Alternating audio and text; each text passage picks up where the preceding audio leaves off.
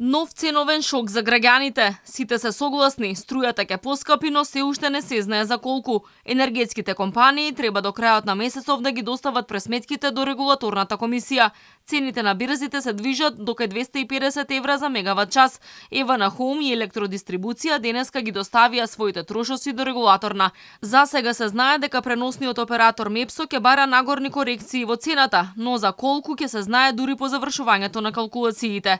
Аналитичарите тврдат дека поскапувањето на струјата ќе биде типично политичка одлука, односно ќе зависи од тоа колку владата е подготвена да ги субвенционира операторите. Алармираат властите добро да размислат, бидејќи оваа помош ќе ја дадат преку нови задолжувања кои ќе паднат на грбот на граѓаните и стопанството. Тој одговор веројатно кај нив зависи од пресметка, колку можат да земат кредит, колку можат да според нивни политички очекувања да ја дигнат цената на електричната енергија, а со тоа да не предизвикаат да падне владата заради големо зголемување на цена, и сега они треба да проценат и да определат.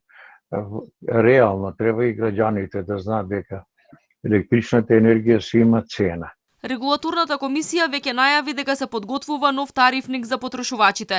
Ќе има неколку нивоа на тарифи. Оние што трошат повеќе ќе плаќаат поскапа струја, а оние што трошат помалку ќе имаат пониска цена. Се уште се прават пресметки до кој обем на потрошувачка да се определат праговите за висината на цените. Експертите велат дека за да се направи нов тарифник треба добра анализа на потрошувачката на струја по различни категории. Кај граѓаните ќе има некакво влијание и ќе предизвика смалување на потрошувачката на електрична енергија.